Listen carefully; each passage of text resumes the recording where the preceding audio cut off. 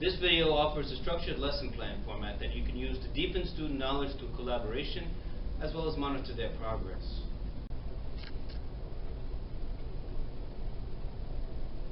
Alright, so the very first thing you want to do is initiate the lesson with some sort of signal. Alright, that could be a bell, a tambourine. I use a maraca, but you want to signal it's time to start writing the learning target down. It's time to start the lesson for the students. Then we get to the second step, the learning target. Post your learning target on the board. Okay? Circulate the room to make sure all students recorded the learning target off the board, and go ahead and star with a marker right next to their learning target. Hold them accountable. Make a deal. If everyone writes down the learning target in the class in a timely manner, they'll get 5 tallies. 30 tallies makes a pizza party. You might be thinking, well, they're going to be earning pizza parties left and right. Well, not so fast. During the day, what ends up happening is the students end up losing tallies when they break the rules. So it kind of balances out. Hopefully they can get ahead though, and this is an easy way for them to earn tallies. Next step, after the learning target is recorded, then you're going to begin your lesson. And you always start with the rules. Okay, toes facing me, being the teacher. No rummaging, thinking out loud. No commenting out loud, pencils out of the hands. The reason we say pencils out of the hands is simply because you want them to focus on just absorbing what's being taught first. It's going to be a quick little mini lesson. As much attention on that as possible. It also prevents doodling and things, and drawing and stuff like that. After the rules, you get into your review. Okay? Do a review. What have you been learning up to this point? Call in a few kids, ask a few questions. Okay? Give feedback. Make sure that you're up to date on material. Make sure you give a round of applause for kids who answer questions correctly. After the review, we must make it clear why it's important that we're learning this particular learning target today. It's what we call the critical content piece.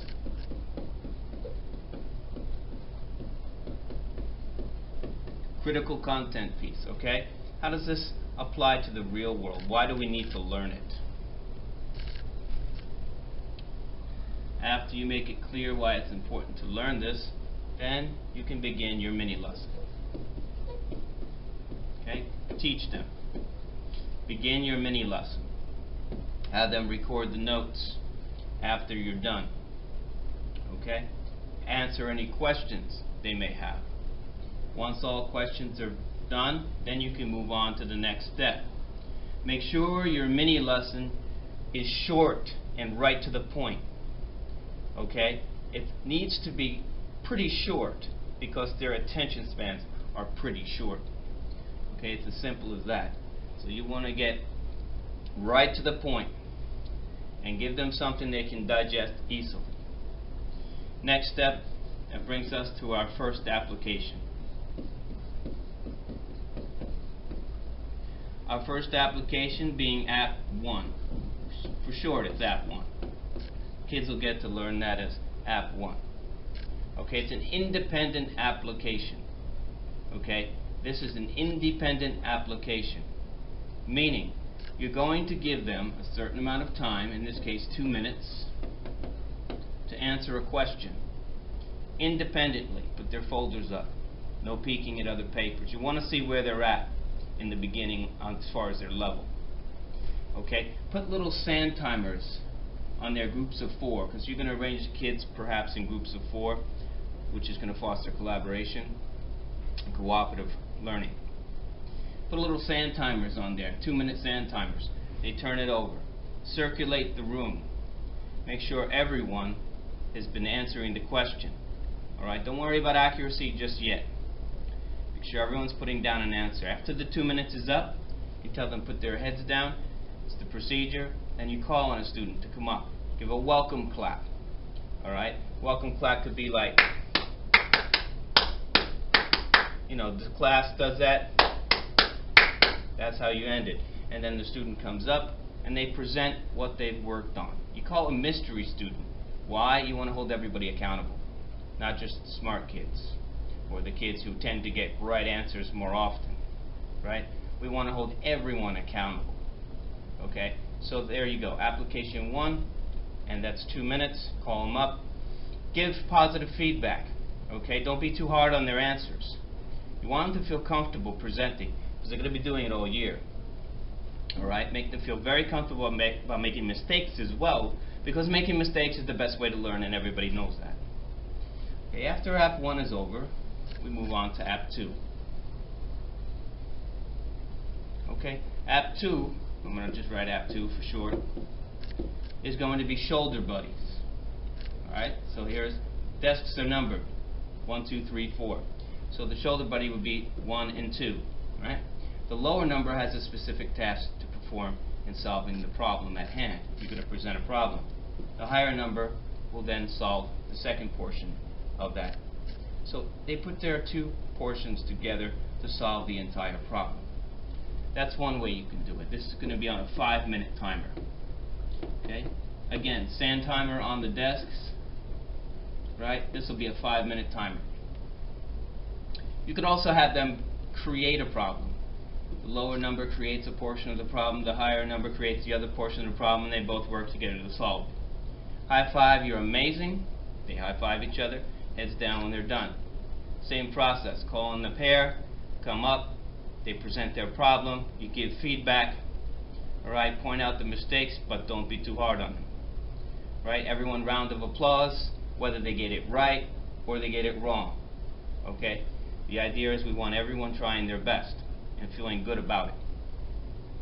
Once App 2 is done, we're going to now move on to App 3. App 3, groups of 4. Okay? Lower 1, 2, 3, 4. Here they are. Lowest number, highest number, right? Again, each member of the group will have a specific function, a specific job. They're going to have 10 minutes for this one. You may have to use a digital timer on the smartboard for that if you don't have a sand timer to put down. Each student will contribute their portion, and one of the students, you can say the highest number perhaps, or the lowest number, will be what we call the coach. Okay, what does the coach do? 2 things. Make sure there's continuity in the group, everyone's working continuously focused on the learning target, as well as they need to be able to make sure that all the pieces fit together. They logically fit together in order to solve the problem at hand. Again, you call on them to present. Each member comes up, they work together, they can whisper to each other if they need help, and they each present their piece, and the coach in the end shows how it all fits together and presents that information to the class. Round of applause. Okay, if you want to give out prizes, that's great. And by the way, for each app presentation, they can earn tallies.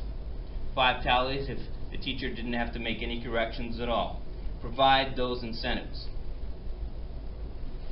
Moving on now, we get to App 4.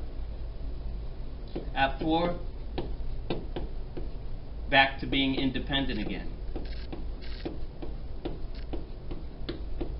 Okay? Now it's time to test them on an individual level again, which, by the way, we're going to use in contrast with, compare and contrast with App 1. Okay? Remember, that was our first independent. Now we're going back to independent to see if there is what we call progress. Very important. Essential. Give them on this one 5 minutes to complete it on their own. Collect the papers. Collect their App 1 and collect their App 2. Okay? Sorry, not App 2, App 4. So we're comparing these two. App 1 and App 4. Both independents, right? Both independent apps. We're comparing them. You're going to compare them best by putting them on the wall, posting them. Okay? That's the next step. You're going to post these two products on the bulletin board. Now parents come up, they can see where the student's starting in the lesson, where they're ending in the lesson, and where there is, most importantly, progress. All in one day, all in one lesson.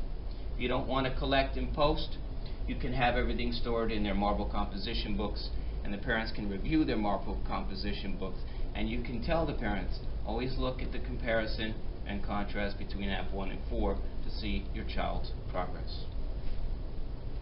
Okay? We've posted. Now, if there is enough time, you can finish with a summary. Have the students summarize. They're going to write a summary. You give them 5 minutes to do it. If you want, you can give them 10, depending on how much time is there. Okay, again, sand timers, digital timer. Call them up, have them present their summaries. This is how it ties into ELA, right? If you're doing a math lesson, it can tie back to ELA. You're going to have to summarize. Round of applause when they finish and conclude. And then, after the summary, if you want, you can collect and you can post them as well. And we're going to finalize the lesson by talking about what we're going to be doing tomorrow. It's what we learned today. Forecast what's coming up tomorrow. Give the student a sense of where they're going in terms of their progress and in terms of what they're expected to learn. That's it. It's a structured lesson that will help students deepen their knowledge through collaboration, cooperative learning as well, and basically monitor their progress. I hope this helps you.